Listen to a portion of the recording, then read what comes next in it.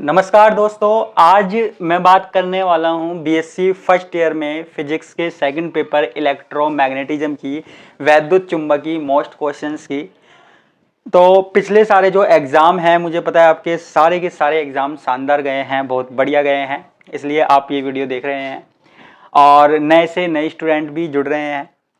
देखो, सबसे पहली बात यहाँ पे जब भी मैं मोस्ट क्वेश्चंस बताता हूँ तो मैं इस बात का जरूर ध्यान रखता हूँ कि जनरली इतना तो पेपर में आ जाए कि बच्चा आराम से पास हो जाए, हर यूनिट में से क्वेश्चन मिल जाए, इतना ध्यान रखता हूँ मैं ज़्यादा रिस्क नहीं लेता, क्योंकि बच्चों के फ्यूचर का सवाल है, बच्चों के कैरियर का सवाल है, फर्स्ट ईयर में आते ही उनके बैक लग जाए, तो ऐसा मैं बिल्कुल नहीं चाहता। तो इसलिए मैं बिल्कुल सेफ जोन में रखकर चलता हूँ।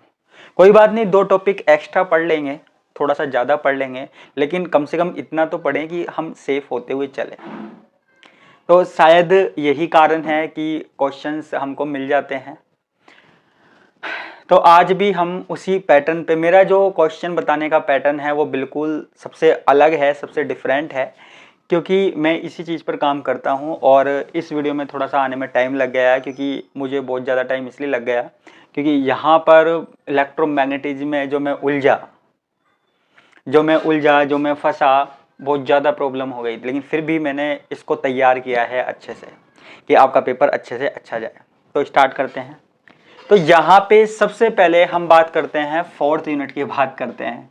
आप सोचेंगे हमेशा 4th यूनिट ही क्यों लेते हैं। मैं हमेशा वो यूनिट उठाता हूँ जिसको बच्चे सबसे पहले पढ़ें और उसमें से क्वेश्चन आराम से आ जाए और बच्चे मुझे थैंक यू बोलें। तो यहाँ पे सबसे पहले हम 4th यूनिट देखने वाले हैं। 4th यूनिट में आपको क्या पढ़ना है? तो यहाँ पे 4th यूनिट में आपको पढ़ना है मैक्सवेल्स इक्वेशन, मैक्सवेल समीकरण। मैक्सवेल की 4-5 समीकरण हैं, 4-5 इक्वेशन हैं। उनको अगर आप पढ़ लेते हो तो लगभग 99% आ सकती है मैक्सवेल की एक इक्वेशन। इसके अलावा एक और डिस्प्लेसमेंट करंट। डिस्प्लेसमेंट का मतलब क्या होता है? विस्थापन धारा, है ना, विस्थापन धारा। तो यहां पर आप अगर पूरी यूनिट में ये 2 टॉपिक भी पढ़ के जाते हो तो मेरे हिसाब से आपको एक क्वेश्चन आराम से मिल जाना चाहिए। और कोई अगर नहीं पढ़ के जाते हो, 99% तो मिल जाना चाहिए, 1% आपकी किस्मत है। तो ये डिस्प्लेसमेंट करंट क्या है, किस तरीके से काम करता है, वो आपको पढ़ना है। और ये जो समीकरण है ना, मैक्सवेल की समीकरण, देखो या तो छोटे क्वेश्चंस में आ जाएगी, बस आपसे फॉर्मूला पूछ लिया, या बड़े क्वेश्चंस में तो आपको मिलेगी, सीधी सी बात है। और कितने क्वेश्चन आते हैं, कितनी यूनिट आती है, वो अब आपको बताने की कोई ज़रूरत नहीं है, क्योंकि आप पहले एक एग्ज़ाम दे चुके हैं फिजिक्स फर्स्ट वाला। तो फिजिक्स सेकंड में इतनी प्रॉब्लम आपको नहीं आनी चाहिए। क्लियर है? तो यहाँ पर 2 चीज़ें तो आपको मोस्ट इंपॉर्टेंट रट लो। सबसे पहले यही रट के जाओ, ठीक है? यही रट के जाओगे तो आपको कोई प्रॉब्लम नहीं होगी। उसके बाद आप कोई सा भी कर लो। उसके बाद अगर आपको कोई छोटे छोटे टॉपिक मिलते हैं, जैसे आपका जो टॉपिक है वो है पॉइंटिंग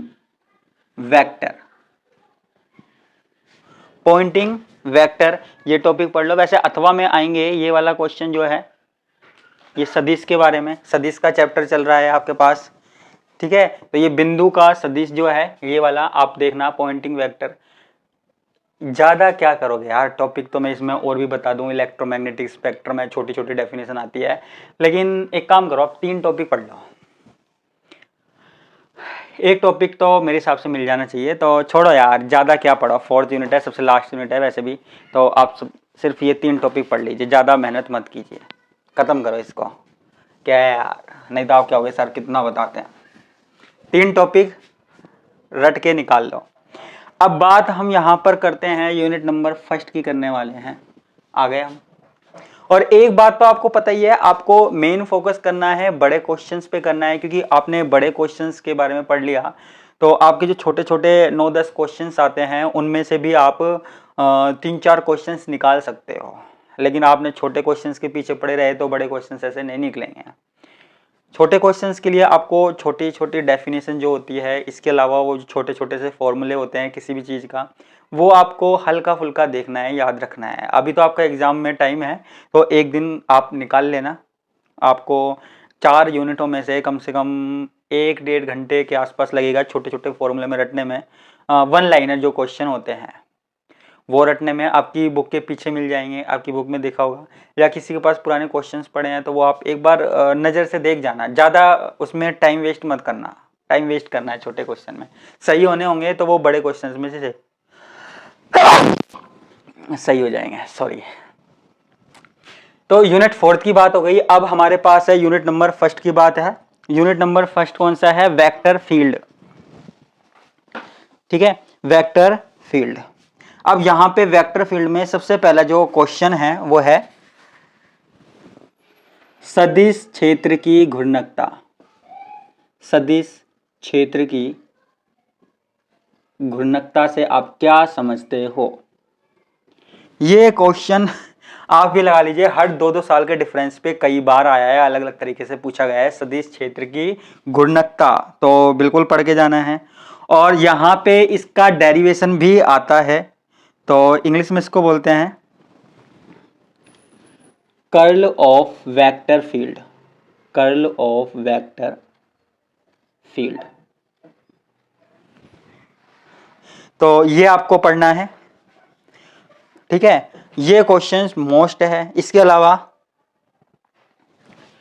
एक आपको गाउस का नियम, गाउस का नियम आपको याद होगा, या फिर गाउस का नियम कूलाम के नियम से कैसे ड्राइव किया जाता है, वो चीज आपको पढ़नी है, याद रहेगा।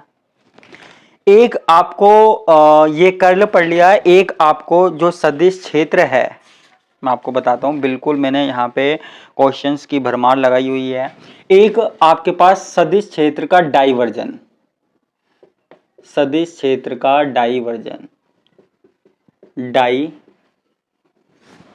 सदिश क्षेत्र का डाइवर्जन,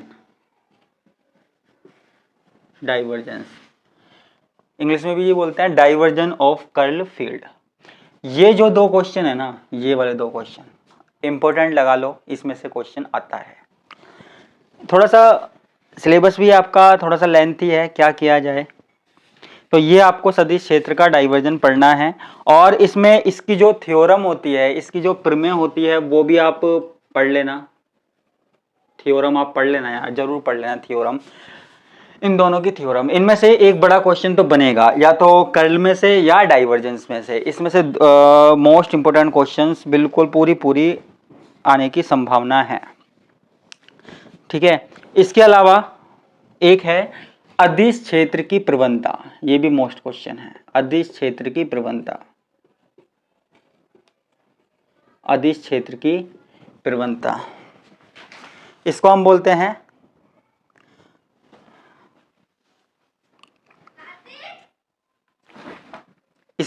हैं gradient, gradient of scalar field.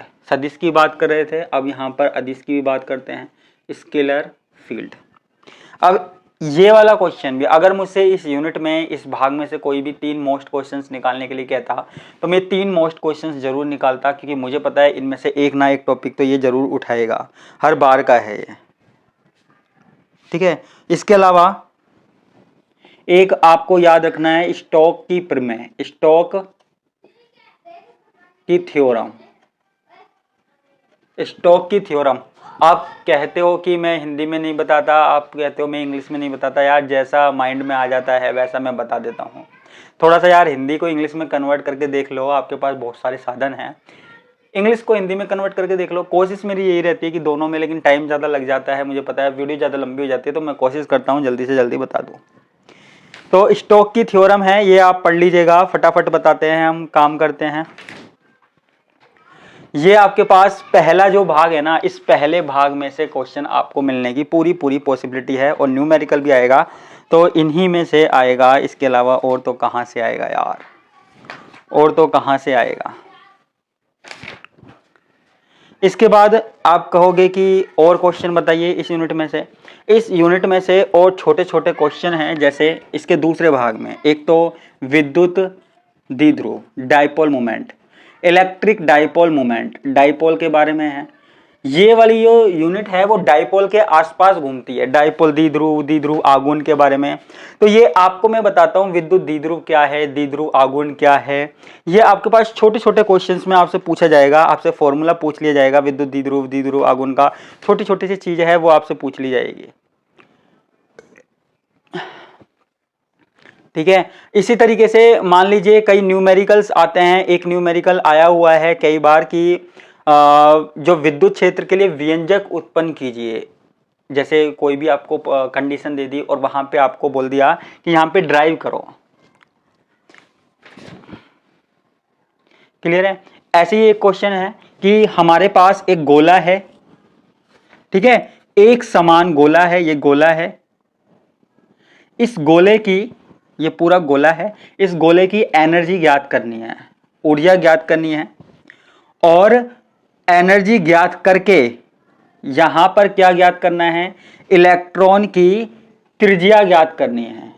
यह क्वेश्चन कई बार आया हुआ है कि एक आवेशित गोला है, एक चार्ज स्फीयर है, उसकी एनर्जी ज्ञात करनी है और एनर्जी ज्ञात करने के बाद वहां पर जो उपस्थित इलेक्ट्रॉन है उसकी रेडियस ज्ञात करनी है, उसकी त्रिज्या ज्ञात करनी है। ये आपको ज्ञात करना है। ठीक है। एक आवेश की निश्चलता, आवेश की निश्चलता,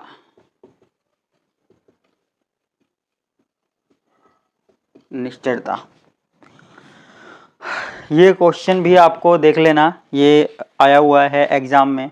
बाकी तो एग्जाम में आते रहते हैं, जाते रहते हैं क्वेश्चन। तो ये आप फर्स्ट यूनिट में आप देख लीजिए यार। देखो फिजिक्स की बात है तो वैसे तो मेरा मानना है कि आपके पास जो वैसे तो मेरा ये मानना है कि आपके पास जो दो भाग हैं, अगर आप बिल्कुल सेफ चलना चाहते हो, जो दो भाग हैं उनमें से एक भाग को आप पूरा तैयार कर लीजिए तो आपका काम हो जाएगा। फिर भी आप में से कुछ ऐसे हैं लास्ट टाइम आए हैं तो वो मोस्ट क्वेश्चंस देखना चाहते हैं तो वो ये कर लें। नहीं तो अगर आपके पास टाइम है तो दो में से एक भाग आप पूरा करके जाइए जिससे आप बिल्कुल सेफ रहें। तो मैंने आपको एक भाग बता दिया है, एक भाग कहाँ से कहाँ तक है। एक भाग तो आपका जो है वो वेक्टर फील्ड वाला है, वेक्टर फील्ड वाला भाग है जहाँ गाउस लॉ था, गाउस लॉ भी आता है आपके पास, मैंने आपको बताया है, Stoke theorem, Gauss divergence, Stoke theorem, ये मैंने आपको बताया है। एक भाग तो ये है और दूसरा वाला भाग उसके बाद मूविंग चार्ज वाला दूसरा वाला भाग है वो, ठीक है, जहां पर आपके पास पॉइसन एंड लाप्लास इक्वेशन भी आती है। तो इसकी ज़्यादा बात नहीं करेंगे यार, ज़्यादा बड़ी यूनिट हो गई, इसकी ज़्यादा बात नहीं करेंगे।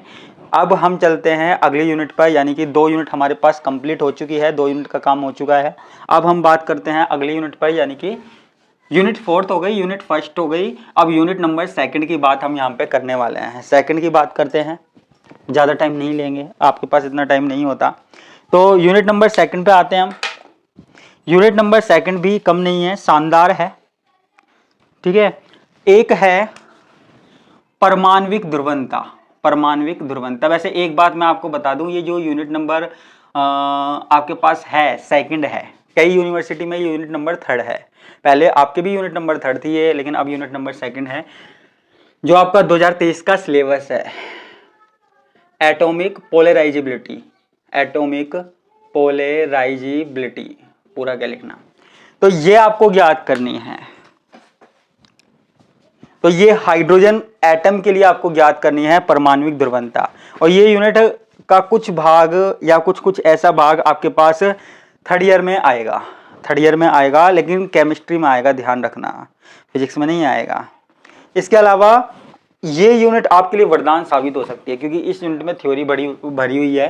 तो जैसे कुचालक क्या होते हैं, चालक क्या होते हैं। कुचालक आपको पता ही है, इंसुलेटर, छोटी छोटी सी डेफिनेशन आप याद रख लेना। कुचालक क्या होता है, परावैद्युतांक क्या होता है, परावैद्युतांक, dielectric constant, dielectric constant. ज्यादा मैं हैवी चीज नहीं बता रहा हूं, डाइलेक्ट्रिक कांस्टेंट पे तो देखो बड़ा क्वेश्चन भी आ सकता है कि डाइलेक्ट्रिक कांस्टेंट क्या है और उसको किस तरीके से ज्ञात किया जा सकता है।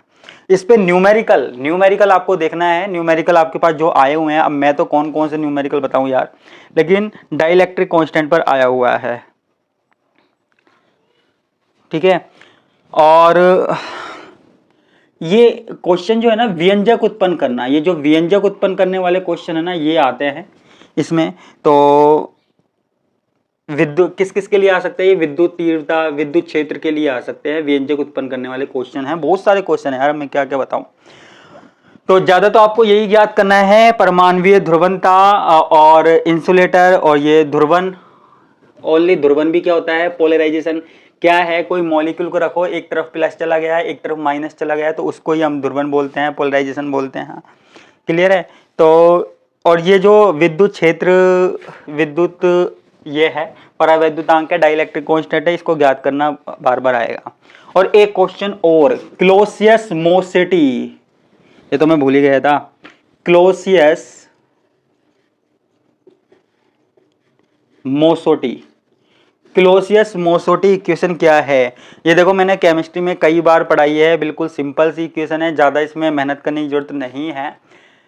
ये आपके पास मोस्ट इंपोर्टेंट लगाना है इसको, क्लोसियस मोसोटी को, बार बार रिपीट होती है यार, बार बार आती है, बार बार आती है,